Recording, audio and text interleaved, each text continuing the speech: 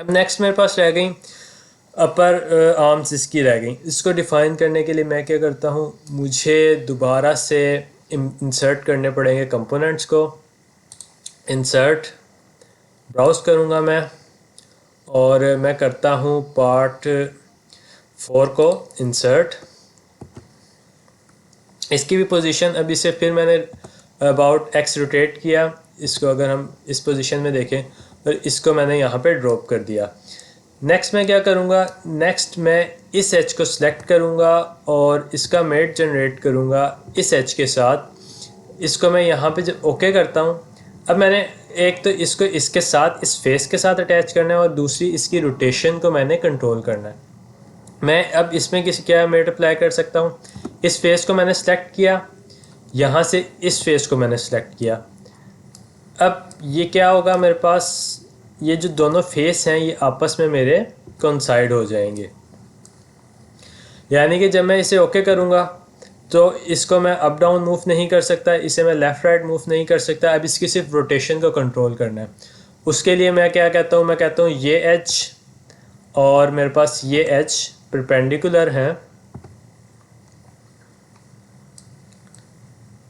Perpendicular met generate नहीं होगा इस पर, क्योंकि बाकी इसकी वजह से दूसरे मेट डिस्टर्ब होंगे। मैं ये कह देता हूँ कि ये एच मेरा और ये एच मेरा आपस में कोइंसाइड कर रहे हैं। तो इस तरह मेट्स को डिफ़ाइन करना हमें होता है कि जो पुराने मेट्स मेरे बने हुए हैं वो भी ब्रेक ना हो, और न्यू मेट्स जो है मेरे वो भी जनरेट हो जाए। क्यों, अब यहाँ पे क्या हुआ, जितनी मैंने अपनी स्केचिंग, ये जो असेंबली जनरेट की, इसमें कोई भी अनडिफाइंड मेट नहीं रहा, सारे मेरे पोर्शंस जो हैं वो फिक्स्ड है। इस वजह से मेरी असेंबली आ रही है फुली डिफाइंड।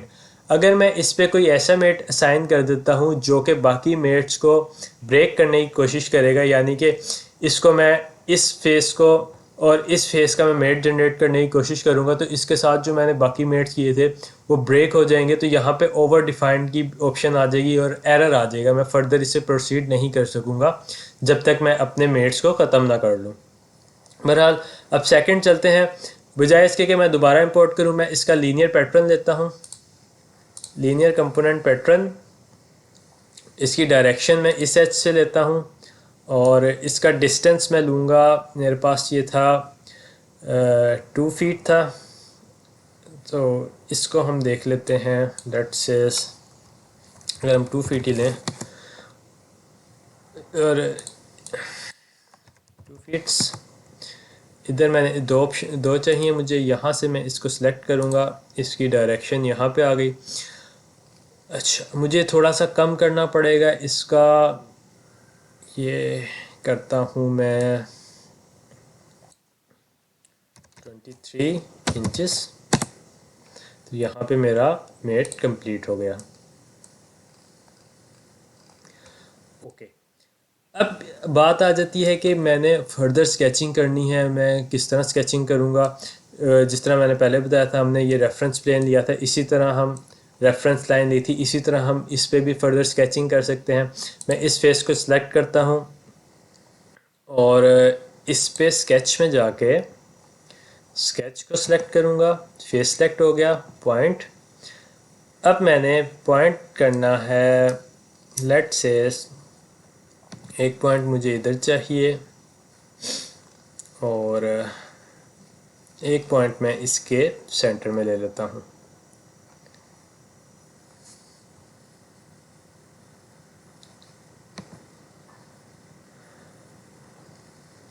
इसको मैं एग्जिट करता हूँ, नहीं पहले इसकी डायमेंशन डिफाइन करूँगा मैं।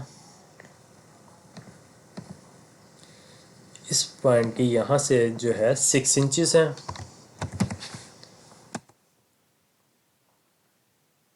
ओके, इसमें ये मैंने इसलिए लिया यहाँ पे क्योंकि जब मैं इसे ओपन करता हूँ इस पार्ट को, तो मैं यहाँ देखता हूँ मेरे पास कोई स्केच नहीं है, क्योंकि ये जो स्केच मेरे जनरेट हुए ये पार्ट के अंदर जनरेट नहीं हुए, बल्कि जब हम इसके ट्री को देखेंगे जो कि सारा रिप्रेजेंट कर रहा है, वो स्केच यहाँ पे जनरेट हुआ है असेंबली के अंदर।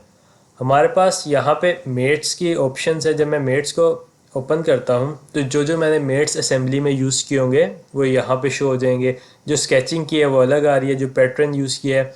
इसके अलावा जो मेरे मेट्स वो स्केच वगैरह हैं, जैसे कि ये एक्सट्रूड कट मैंने लिया था, ये मैंने पार्ट के अंदर किया था, तो वो पार्ट के ड्रॉप डाउन में शो होंगे। और बाकी जो है मुझे असेंबली वगैरह जो मैं स्केचिंग करूँगा असेंबली में वो अलग से शो होंगे।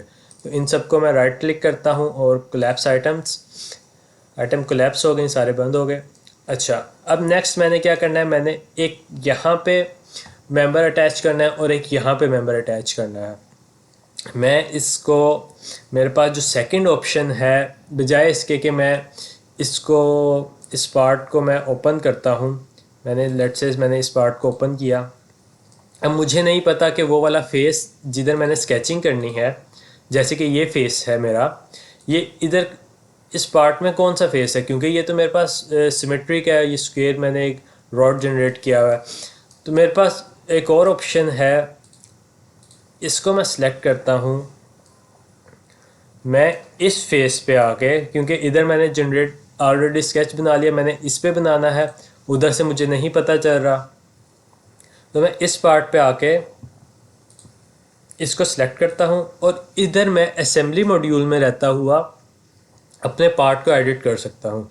यानी कि असेंबली मॉड्यूल के अंदर रहते हुए मैं इसमें स्केचिंग भी कर सकता हूँ, जो कि मेरे पेरेंट पार्ट में रिप्रेजेंट होगी और उसके जितने भी पैटर्न्स होंगे उसमें रिप्रेजेंट होगी। तो उसके लिए मैं इसको सिलेक्ट करूँगा और यहाँ से ऑप्शन आ रही है एडिट पार्ट की। एडिट पार्ट मैंने किया। अब बाकी जो है ये हाईलाइट नहीं रहे, ये वाला मेन पोर्शन जिसको एडिट करना है वो हाईलाइट हो गया और बाकी मेरे डिम हो गए, क्योंकि ये अभी आउट ऑफ स्केचिंग चले गए हैं। इसमें एडिटिंग कोई मैं नहीं कर सकता इन पार्ट्स में, सिर्फ ये पार्ट मेरा ओपन हो गया है। जैसे इधर मैं अभी देखूं तो ये शो कर रहा है एडिट पार्ट की ऑप्शन को, ब्लू पॉइंट जो ब्लू है मेरा, ये शो कर रहा है कि ये वाला पार्ट एडिट कर रहा हूँ मैं। मेरे पास सारी ऑप्शंस आ गई जो मैं पार्ट को एडिट करने में करता है, यानी कि फीचर्स मेरे पास सारे पार्ट्स के आ गए। मेरे पास स्केचिंग है, मैं इसको स्केच करता हूँ। यहाँ से मैं स्केच सेलेक्ट करूँगा, मैं डिफ़ाइन करूँगा फेस या प्लेन या जो भी रेफरेंस है, इस फेस को मैंने डिफ़ाइन किया, पॉइंट लिया। अच्छा, अब मैं इस फेस पे एक पॉइंट मैंने ये लगा दिया, दूसरा पॉइंट मैंने इसके मिड पे मार्क कर दिया। इधर से मैं इसकी स्मार्ट डायमेंशनिंग करूँगा, ये पॉइंट और सेकंड पॉइंट मेरा ये है, 6 इंचज़ पे हैं ये। और इसको जब मैं इस एग्जिट करूँगा तो ये स्केच सेव हो जाएगा। यहाँ पे मैं सारी स्केच की कमांड्स यूज़ कर सकता हूँ, जैसे ऑफसेट, कन्वर्ट एंटिटी, स्ट्रीम वगैरह जो भी है। इसको मैं एग्जिट स्केच करता हूँ, वो सेव हो गया, मेरा स्केच कंप्लीट हो गया। फर्दर कोई फीचर मैंने इस पर अप्लाई करना है, स्केच मोड से मैं निकल गया हूँ, मैं फीचर्स अप्लाई कर सकता हूँ। अगर कोई फीचर नहीं अप्लाई करना तो इधर से मैं सिंपल इसे एग्जिट करता हूँ। अब देखना यह है कि ये जो मैंने स्केच जनरेट किया, इसका यहाँ पे क्या फ़ायदा मुझे हुआ। ये पॉइंट था और इसकी एक और डायमेंशन हम डिफ़ाइन कर लेते हैं, बाद में उधर से देख लेते हैं, क्योंकि मैंने इधर किया। और इस स्केच का क्या नाम है, ये स्केच 2 है। तो जब मैं इस पार्ट में जाता हूँ तो मेरे पास यहाँ पे स्केच 2 आ गया, यानी कि स्केचिंग मेरी इस पार्ट ओरिजिनल पार्ट में हुई है, असेंबली में नहीं हुई। और इसको मैं फर्दर एडिट करता हूँ, मैं कहता हूँ कि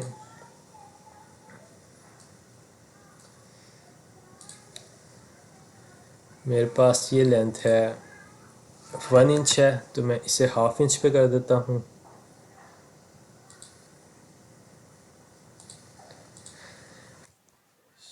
ज़ीरो 0.5 इंच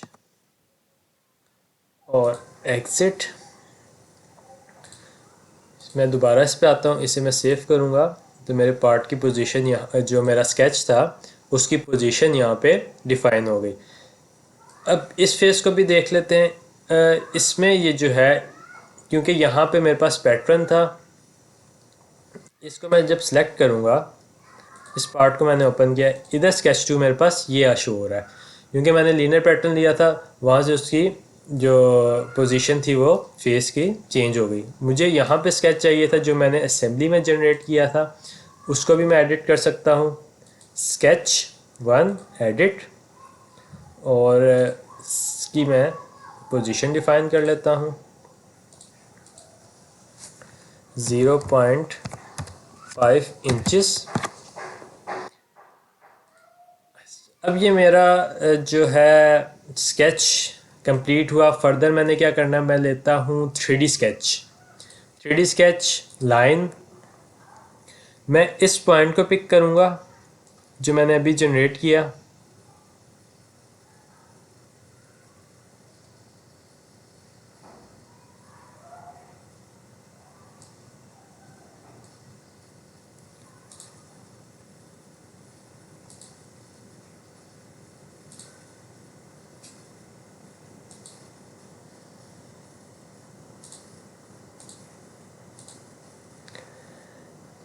मैं कहता हूँ मुझे 3D स्केच चाहिए। 3D स्केच लाइन,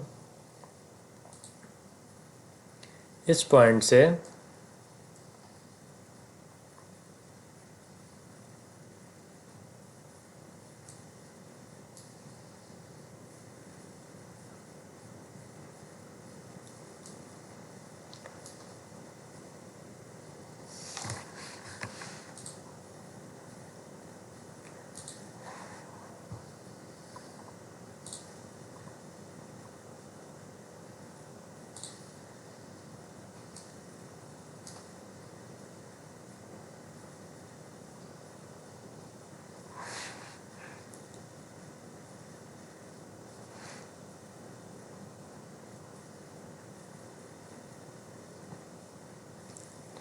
ये पॉइंट था मेरा इस पे, और ओके।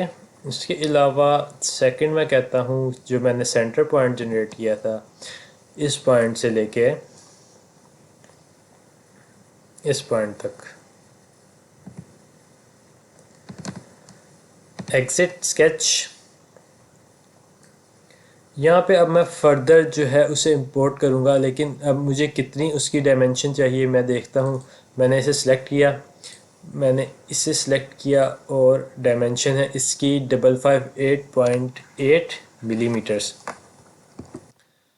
मैं क्या करूँगा, मैं न्यू पार्ट इसका जनरेट करूँगा। स्केच रेक्टेंगल फ्रंट प्लेन,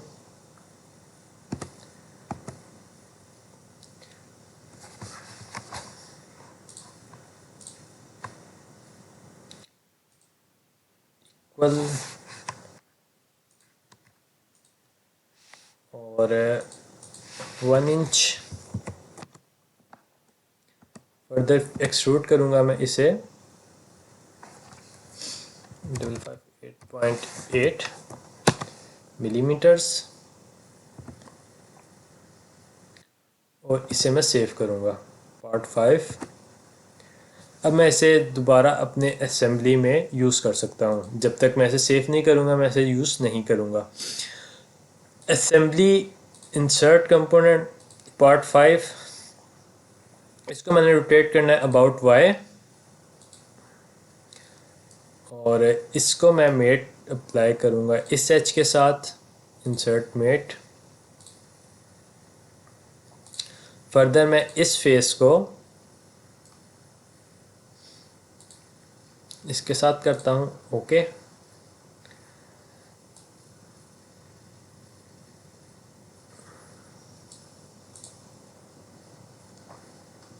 इसको मैं कहता हूँ कि ये दोनों आपस में पैरेलल हैं। जब मैंने वो मेट अप्लाई किया, अब इसकी पोजीशन मेरे पास फिक्स हो गई। सिमिलरली जब मैं इसको ऊपर लेके आना चाहता हूँ, मैं इसका लीनियर पैटर्न लेता हूँ। डायरेक्शन में इस एच को सिलेक्ट करूँगा, और डिस्टेंस मुझे चाहिए 6 इंचेस हम देखते हैं टू पैटर्न दिस। तो यहाँ पे ये आ गया। ये एक सिंपल सी चेयर की असेंबली मेरी यहाँ पे कंप्लीट होगी, जिस पे मैंने फीचर्स भी अप्लाई किए जो मैं करना चाहता था। यानी कि जो इसमें पैटर्न्स वगैरह थे, इसके अलावा इसमें जो स्केचिंग करनी थी वो भी मैंने की।